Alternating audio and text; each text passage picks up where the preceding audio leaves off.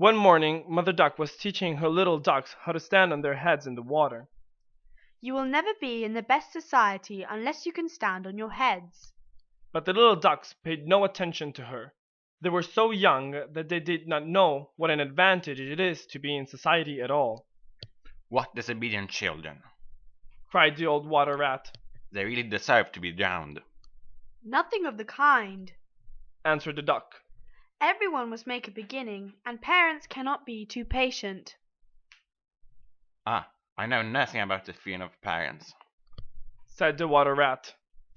I am not a family man. In fact, I have never been married, and I never intend to be. Love is all very well in its way, but nothing in the world is either nobler or rarer than a devoted friendship.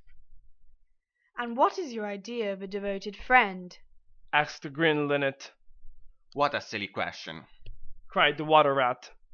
I should expect my devoted friend to be devoted to me, of course. And what would you do in return? said the little bird. I don't understand you, answered the water rat. Let me tell you a story on the subject, said the linnet. Once upon a time, said the linnet, there was an honest little fellow named Hans. He had a kind heart and a funny face. He lived in a tiny cottage all by himself, and every day he worked in his garden where he grew all the most beautiful flowers. In all the countryside there was no garden so lovely as his. Little Hans had many friends, but the most devoted friend of all was the rich Hugh the miller. Indeed, Hans was so fond of the miller that he used to bring him something from his garden.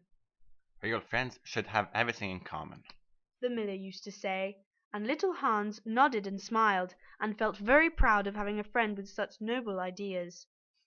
Yet the neighbours thought it strange that the rich miller never gave little Hans anything in return, though he had 100 sacks of flour, 6 milk cows, and a large stock of woolly sheep. Hans never troubled, and he took greater pleasure in listening to all the wonderful things the miller used to say about the unselfishness of true friendship. So little Hans worked away in his garden. During the spring, the summer, and the autumn he was very happy, but when the winter came he suffered from cold and hunger. Also he was extremely lonely, as the miller never came to see him. There is no good in going to see little Hans while the snow lasts. I think that when friends are in trouble, they must be left alone. This is my idea of friendship, and I am sure I'm right. You are certainly very thoughtful about others. But could we not ask little Hans to come up here? I'm sure he will appreciate some of my porridge. What silly boy you are. If little Hans came here, he would see our gate supper and our cask of wine, and he might get envious. And envy is a really terrible thing, and will spoil anybody's nature. I am his best friend, and I will always watch over him and see that he is not led into any temptation. How well you talk.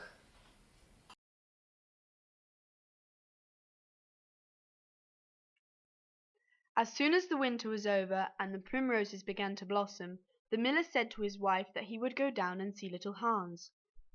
"Why, what a good heart you have!" cried his wife. "You are always thinking of others, and mind you take the big basket with you for the flowers." So the miller went down the hill with the basket on his arm. Good morning, little Hans, said the miller. Good morning, said Hans, smiling from ear to ear. And how have you been all the winter? said the miller. Well, really, cried Hans. I am afraid I had rather a hard time of it, but now the spring has come, and I am quite happy, and all my flowers are doing well. We often talked of you during the winter, Hans, said the miller. That was kind of you, said Hans.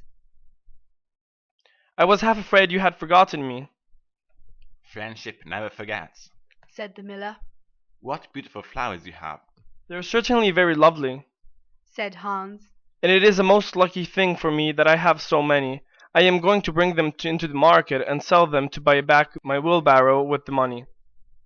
Buy back your wheelbarrow? Did you sell it? What a very stupid thing to do. Well, the fact is, said Hans, that I was obliged to. You see, the winter was a very bad time for me, and I really had no money at all to buy bread with.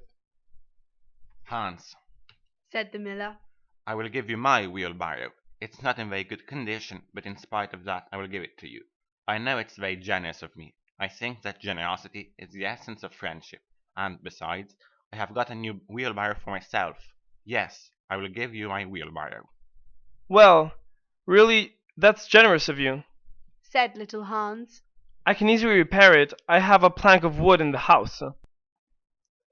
A plank of wood? said the miller. That is just what I want for my barn. There is a very large hole in it, and the corn will all get damp if I don't stop it up. How lucky you mentioned it. I have given you my wheelbarrow, and now you are going to give me your plank. Of course, the wheelbarrow is worth far more than the plank, but true friendship never notices things like that. And now, as I have given you my wheelbarrow, I am sure you would like to give me some flowers in return. Here's the basket, and mind you fill it quite full. Quite full? said little Hans. I'll have no flowers left for the market. Well, really, answered the miller. as I have given you my wheelbarrow, I don't think there is much to ask for a few flowers. I thought that friendship, true friendship, was quite free from selfishness of any kind. You're welcome to all the flowers in my garden. The next day Hans heard the miller's voice calling to him from the road, so he ran down the garden and looked over the wall. There was the miller with a large sack of flour on his back. Would you mind carrying this sack of flour for me to the market? said the miller. Oh, I am so sorry, said Hans. but I am really very busy today. Well, really, said the miller. I think that I'm going to give you my wheelbarrow, and it's rather unfriendly of you to refuse. Oh, don't say that, cried little Hans, and he ran in for his cap and set off with the big sack on his shoulders. It was a very hot day. At last he reached the market. After he had waited there some time, he sold the sack of flour for a very good price, and then he returned home at once. He was really, really tired, and he went to bed. Early the next morning the miller came down to get the money for his sack of flour, but little Hans was still in bed. You are very lazy, said the miller. I am going to give you my wheelbarrow, and I think you might work harder. Idleness is a great sin, and I certainly don't like any of my friends to be idle. You must not mind if I speak quite plainly to you. What is good of friendship is one cannot say exactly what one means. A true friend always says unpleasant things and does not mind giving pain. I am very sorry, said little Hans. Every day the miller came round to ask Hans to do something for him, and poor Hans was never able to look after his flowers at all. So little Hans worked away for the miller, and the miller said all kinds of beautiful things about friendship, which Hans wrote down in a notebook, and used to read over at night, for he was a very good scholar. He consoled himself by the reflection that the miller was his best friend. Besides, he used to say, he is going to give me his wheelbarrow, and that's an act of pure generosity. One evening little Hans was sitting by his fireside when a loud knock came at the door. It was a very wild, windy night. It is some poor traveller, said little Hans to himself, and he ran to the door. There stood the miller, with a lantern in his hand. Dear little Hans, cried the miller, I am in great trouble. My little boy has fallen off a ladder and hurt himself, and I am going for the doctor, but he lives far away, and it's such a bad night. It would be much better if you went instead of me. You know, I am going to give you my wheelbarrow, and so it is fair that you do something for me in return. Certainly, cried little Hans. I will start off at once, but you must lend me your lantern, as the night is so dark that I am afraid I might fall into the ditch. I am very sorry, answered the miller. It is my new lantern, and it would be a great loss to me. Well, never mind, I'll do without it, cried little Hans. What a dreadful storm it was! Little Hans could hardly see. However, he was very courageous. 3 hours later he arrived at the doctor's house and knocked at the door. Who is there? cried the doctor. Little Hans, doctor. What do you want, little Hans? The miller's son has fallen from the ladder, and he has hurt himself, and the miller wants you to come at once. All right, said the doctor, and he rode off on his horse in the direction of the miller's house, and Hans walked behind him. But the storm grew worse, and little Hans could not see where he was going. He lost his way.